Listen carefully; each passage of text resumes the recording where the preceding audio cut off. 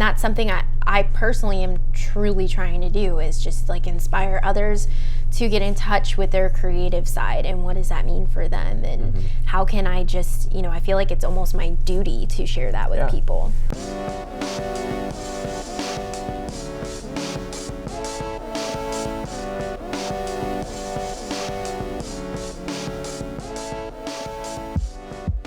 Good morning, fellow creatives. It's a disgusting rainy day in downtown Buford, but that's not going to stop me from filming the first episode of this series, The Creative Cup.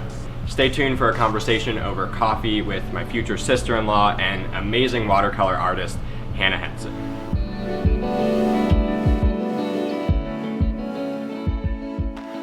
I have to admit that I stole the name of the show from one of your Instagram posts. Hannah has been posting a lot on Instagram, really upping the content game. And you made a post recently where you had a watercolor portrait of your house. You talked about how you've been working on finding out what fills your creative cup, entice people to comment on what fills their creative cup. Tons of great response on that post. I jumped in and responded because that's a message I've been preaching recently, something I've been figuring out. But to you, what does that phrase mean? Because you balance, quick background on you, being a 9-to-5 HR manager with doing watercolor workshops, calligraphy workshops, all on the side. So you fill your creative cup in a lot of different ways. What has that phrase meant to you? Yeah, well, I think in reference to that post, it mostly means just taking the time out of my day or week to do something creative for myself, whether that's for a project that, somebody has ordered from me, or something I just want to do for myself. So you teach these workshops, and that's a really kind of one-to-one relationship with getting people to be creative. And I think that's really interesting, and I want to ask you about that. But specifically with both of our Instagram content recently, we've been talking about how there's a creative in all of us and how we need to embrace that creativity. And you mentioned before we hopped on camera that you've actually done a little bit of research on that, and it's kind of driving the message you're pushing on Instagram stories specifically. So tell me a little bit about how you're showing up on Instagram stories, and maybe a little about that research that I don't know much about. Yeah, well, I'm not an expert, but well, I recently went through a little bit of a creative dry spell, if you will. I just was not feeling it. I wasn't doing a good job of taking care of myself and what I want to do and putting myself first. So that was kind of a hard situation for me to be in, and I finally pushed myself to get creative again, and I was like, wow, I truly get so much joy from this, and what is the actual mental chemical response that I'm getting? So I hopped on the Google, and basically I found out that there are studies that show people who engage in a creative activity, whether or not they consider themselves a creative person or not, all of them pretty much had a chemical response where their stress hormones were lowered after doing, I think, about 30 minutes of a creative activity. So I thought that was amazing, especially because I hear from a lot of people that they're not creative. I can never do that, so that's kind of something I've been talking about on my stories, and really the mission almost that I have decided I want my space to be about, which is inspiring others to find their creative self and do something creative for themselves, because we can all do it. We are all creative.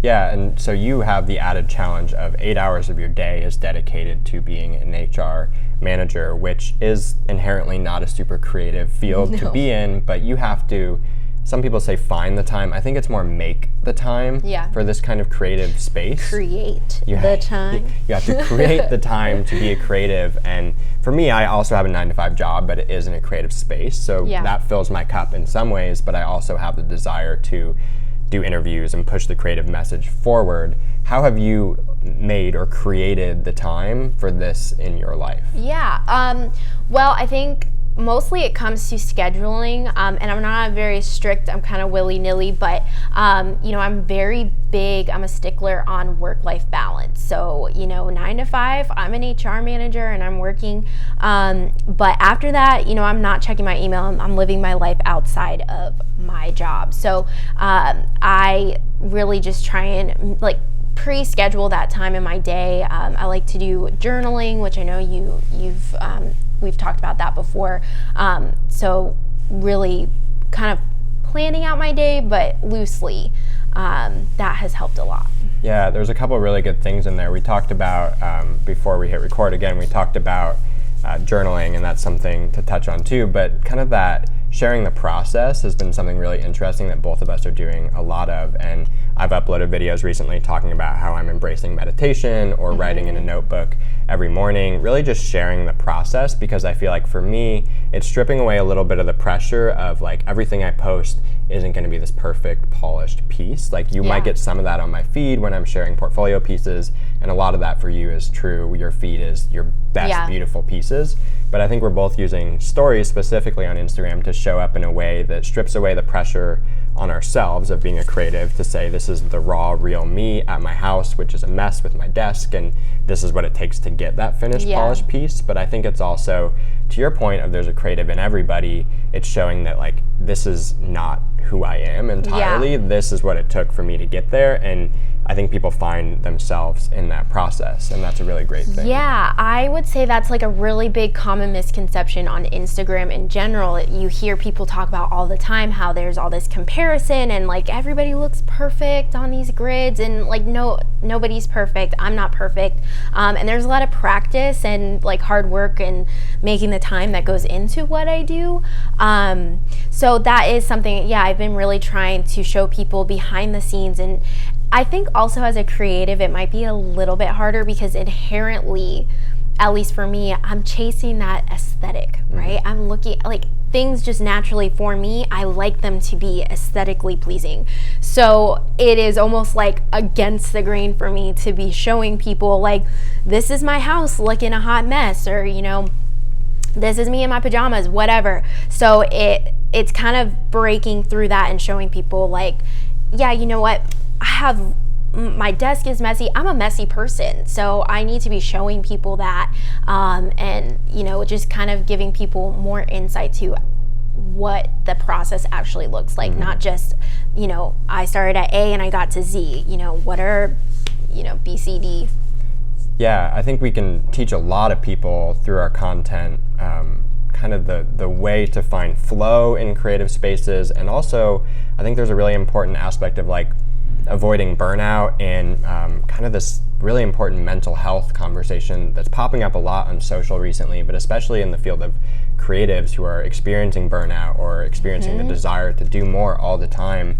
I think it's really important to share these messages with people and talk about like our struggles, even though I think both of us could say we've hit a level of success or comfort in being a creative, whereas some people start from zero and are trying to find themselves in that space. It's great for everyone to see that it's not all rainbows and smiles for us. Yeah, and it's honestly a lot of mental work to be your best creative self, if you will. You know, self-talk has a huge part in it. What are those negative thoughts, or, you know, how are you telling yourself you're not creative or that you can't do something? Because if you are, you probably won't be doing that thing. And, you know, I go to therapy, and that's been a huge thing, finding balance and things like that. So meditation is part of that. Just like taking the time out of your day to take care of yourself and put yourself first, because if you don't do that, you can't be there for everybody around you. And being creative is, for me at least, is such a huge part of that. You know, it really is part of my sense of self. So I need to protect that. Yeah. And I want to share it with everybody. And sharing our process, we've kind of overlapped on some things that we mentioned, one of them being journaling. Yeah. I sit down and I try to meditate first thing in the morning when I get to work, and then I sit down at my desk and I do a little bit of free writing. Yeah. And I've tried a bullet journal and couldn't really get into like crafting my perfect journal every day. I've been preaching— That's too much pressure. Totally. I've been preaching this whole document, don't create thing, and like trying to like create this beautiful page and do like mood tracking was not working for me. Yeah. Some people love a good bullet journal, so nothing against that, but for me it's just like pencil in a notebook, writing top of mind, and sometimes that turns into a video idea, or sometimes it just is cathartic to just like write it out and get it out of my head and onto paper. Yes. You've mentioned that you journal as well, and you use a specific journal. Yes, I use a journal by a girl named Macy McNeely. It's called The Daily Deposit, and it has changed my overall life. that is, yeah, so it's part of my routine, and I would say that's something that also helps with making time and keeping on that, making sure you're doing something creative. But the journal has a couple different sections that you do each day. And so you start your day with gratitude, which I think is so important. And there's, a space for affirmations there, and personal development. So what are you working on? So along with, a couple other things. But yeah, it's really been important to me, and I carry that around with me all the time, kind of what you were saying. I get random ideas that pop in my head, and I have to write them down. So that's another way I've been kind of like harnessing, and that's something I can do at my full-time job, right? Just write down a quick idea, and just keep that creative stuff on my brain at all times. Yeah. So we talked a lot about process and how we're sharing our process. To rewind on process, how have you gotten to the point where you're at this skill level with watercolor and calligraphy? I can share my process. I went to SCAD and I got a degree in motion graphics and turned into video, and I think it's interesting to share that process with people so they can kind of chart their own path or see that oh, maybe I don't have to go to college, or maybe I could learn it through YouTube. So how long have you been doing these mediums, and how have you sort of fostered that along the way? Yeah. Well, I'll start by saying I'm not a college graduate. I am a college dropout. Rock on. Yeah. I'm super punk rock. Not really. But yeah, I always did art all through elementary school. I always was doing stuff. I wanted to be a fashion designer when I grew up in elementary school. And then I kind of came to my senior year. So I had been practicing my whole life, essentially, taking art in school. But I got to my senior year and I took an AP art class, and it was an awesome class, and I loved it was 9 of us in there. It was awesome. But it was really hard for me. There was a lot of pressure and a lot of comparison that I was doing. We had to have a project out each week, and I just wasn't able, what I wanted to create, I didn't know what that was yet. And so that's kind of where I was like, I'm not going to do that for my living. But that is also where I learned that watercolor was my favorite medium. It's kind of how I figured out that's what I could control the most, which is weird because that's why most people don't like watercolor. So that's where I found that kind of love. But I did take a couple years off from creating anything. I tried to do the college thing, ended up in HR, and after a couple years, I was working 9 to 5, and HR, like you said, is not very creative, so I was missing that thing. And I was also engaged, so at that point I was like, I can do all of this myself. I can make these cute little signs and stuff. I know how to do that. So I started practicing calligraphy and hand lettering. That was, I think, in about 2015. So jump forward a couple more years, and now I'm married and I'm bored. I'm so bored. I love my husband, but I was bored. My creative cup was not filled. I needed something more. So I just kept practicing that calligraphy and that watercolor, and it really became something that I needed for my own sake. I needed that creative outlet. So now you're at a point where your skill level is good enough that you teach. You actually teach workshops on watercolor, calligraphy. You've even done a cookie decorating workshop recently. And that's an interesting kind of one-to-one direct physical teaching people to be their best creative self, which I think piggybacks amazingly with what you're doing on Instagram. But it also probably is this really rewarding experience, I imagine, to teach people, see them have that spark of creativity, have them go off and practice on their own. Tell me a little bit about that. Yes, so I love teaching workshops. I kind of describe it as that feeling of when you're playing Super Mario Kart and you hit the little speedy thing.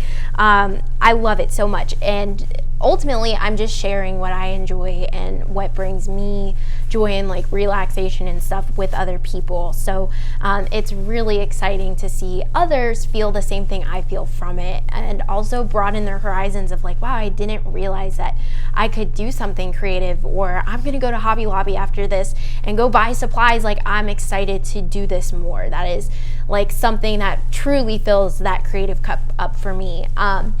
As far as being ready to teach workshops, I kind of just did the dang thing. I was like, let's schedule a workshop. And I'll be honest, I have learned so much about what I actually know from teaching people, because you get these questions that you wouldn't even think to ask because you just kind of do.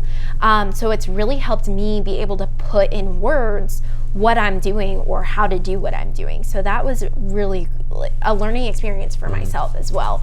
But yeah, I just love sharing what I love with people, and kind of like spreading that joy. And again, this is what I've been saying, I want that creative space on my social media to be, but I'm just everybody's cheerleader. Like, I tell everyone in my workshops, I'm not the boss.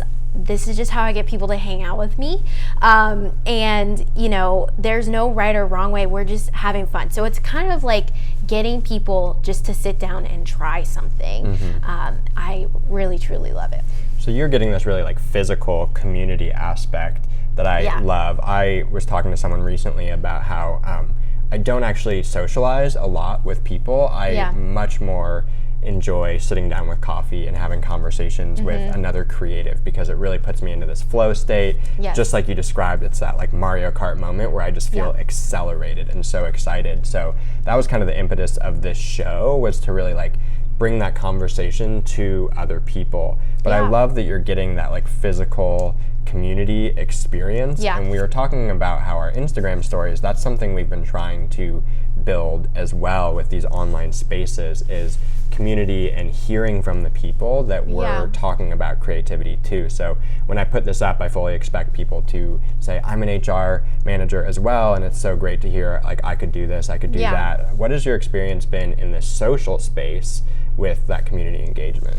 Well, I would just say I've been trying to show people more like of the process behind the scenes, not just this like, A to Z, but just how do I get there, the practice it takes to get there, and just being open about like sometimes I'm just trying it out, but also what am I doing in my personal life. I'm an artist, I'm an HR manager, I'm a wife, I'm a dog mom, very important.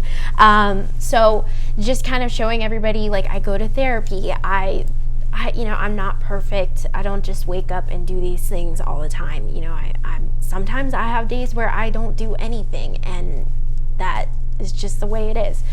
So kind of sharing that and just sharing more of like the real life stuff, even outside of just being a creative person. I've gotten some really nice feedback on that kind of stuff. So yeah, I put up a post kind of in a similar vein. I put up a post about the imposter syndrome, which is not a phrase I created, but something I really embrace. It's something I feel all the time, even though I have this degree and all this experience. Sometimes I don't feel valid in putting that out and sharing it with other people, but when I am vulnerable enough to show up and share that even, and like I did make a video. It was about how I feel like I shouldn't make a video, but I put something out, and a lot of people, the community really hopped on that and responded really well, and it's been neat to see that even if I think I'm up here and comfortable with being a creative, that I can meet people in a different level of creativity or experience, and that's been great. I don't know what the physical version of it for me is. Like you have the workshops, that's like a really neat, like I said, one-to-one experience where you get to have that with people. I'm hoping this show can provide a little bit of that. I think that's exactly what this is, and just like ultimately I think what we're both trying to do in those stories with reaching out to a community is just resonating with people, like being the same. Imposter syndrome is something that I think mostly everybody feels. Even me, like we talked about this before, like you went to SCAD, I just sit down and watercolor, like I was like, why are you interviewing me? So it is something like we're just trying to relate with people. We're regular everyday people. So I think that's something I personally am truly trying to do, is just like inspire others to get in touch with their creative side, and what does that mean for them, and how can I just, I feel like it's almost my duty to share that with people. One thing I've really felt like is sort of my purpose. I read Simon Sinek's book, Find Your Why, and if you haven't read that, it's great. If you guys haven't read that, it's great. I was really trying to figure out, like, I know I want to show up and be creative. I know I love this creative job, but why? Like, what is it pointed towards? And I felt kind of that same inspiration. For me, I had this really clear path where my family encouraged me to go be a creative, do it. Yeah. And I know other people don't have that. I know some other people get pushed into be a math and physics major, be an engineer, and like they're so creative. Yeah. And what I want to do is really illuminate that my path is not the only one. Going to college, going to a prestigious SCAD school, like it doesn't have to be that. Like you can not go to college. You can learn on YouTube. You can teach yourself. You can go to 5 Henson creative workshops and like become amazing at it. Regardless, I mean, and I say this in my workshops all the time, it is practice. I didn't just wake up and was like, I'm good at water. People used to tell me that my fashion drawings when I wanted to be a fashion designer in elementary school looked like fish. Like they looked like, because I was drawing like mermaid dresses. So, you know, it's practice. I've been practicing watercolor for 10 years, you know. It's all practice. I've been drawing since I could hold a pencil. I mean, that's a whole life's work of practice, and I get, you know, the more I work on it, the better I get. So that's another thing. I think people have this, you know, I think early on some people get told, well, you're just not creative.